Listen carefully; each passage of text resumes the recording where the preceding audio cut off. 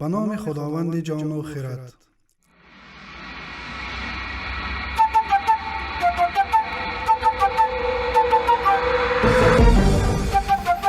رادیو مهر تقدیم می کند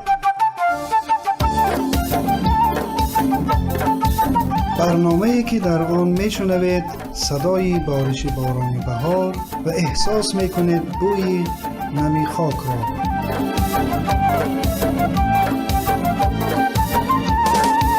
کاشانه مهر. کاشانه مهر، جایی که در آن روح تازه می شود و زندگی با همین فراز و نشیبش جریان دارد.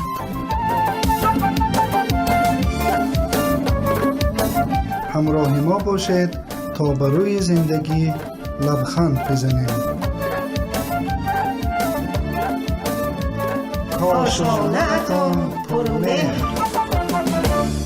خدایی که داننده راز هاست، نخستین سرآغاز آغاز هاست. السلام علیکم همدیاران گرامی، شنوندگان خوب رادیو مهر.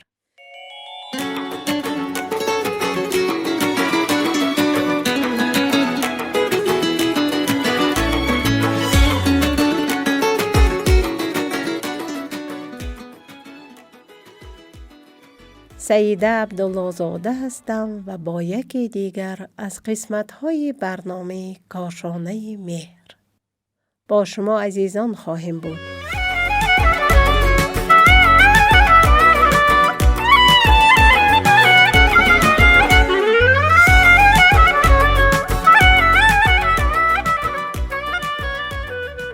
گاهی وقتها می‌بینیم که برخی از کودکان در هنگام صحبت زبانشان می‌گیرد و کلمه ها را به سختی ادا می‌کنند که به آن لکنت می‌گویند. لکنت ناگهانی زبان در کودک غالباً بعد از یک حادثه ترسناک به وجود می‌آید و ممکن است برای هفته‌ها و یا سال‌ها باقی بماند. این پدیده بیشتر مربوط به دوران خردسالی است و معمولاً بعد از مدتی خود به خود رفع می شود.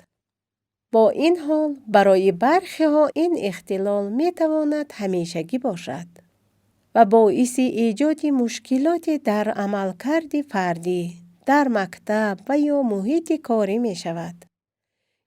پس داشتن اطلاعات کافی و روش برخورد با این اختلال می تواند کمک بزرگی به رفع آن کند.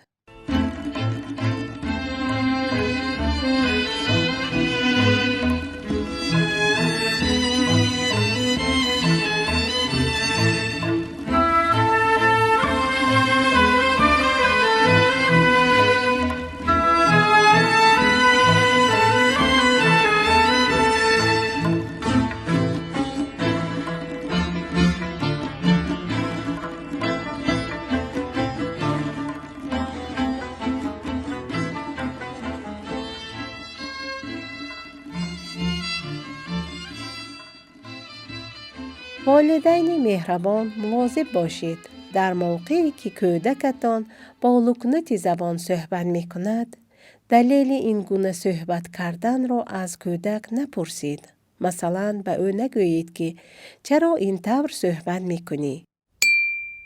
اگر فرزندانتان لکنت دارد، باید بدانید زمانی که عصبانی می شود، نمی تواند احساسات و هیجانات خود را به صورت روشن و به درستی بیان کند.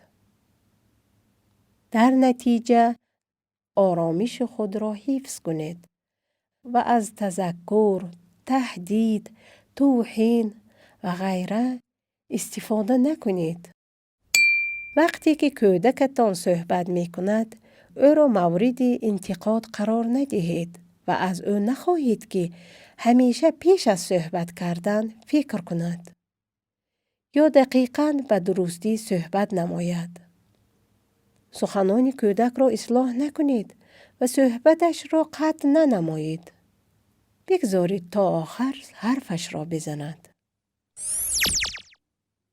آیا لکنت زبان نیاز به درمان پزشکی دارد؟ لکنت زبان در بچه ها معمولاً با پشت سر گذاشتن دوران کودکی رفع می شود. ولی گاهی این مشکل ادامه پیدا می کند.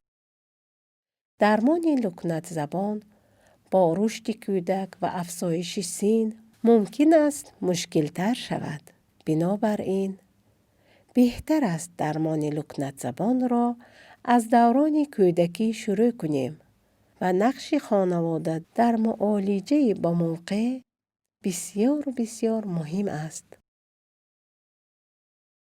به طور کلی برای رفع و درمان لکنت زبان کودک اولا تلاش کنیم که او را درک نماییم و با او به خوبی و درستی صحبت کنیم. دوما در صورت ضرورت به پزشک گفتار درمانی مراجعه کنیم و هرگز بی‌پروا نشویم، چرا که در بسیاری از موارد معالجه به موقع باعث می شود که دیگر در بزرگسالی مشکل پیش نیاید.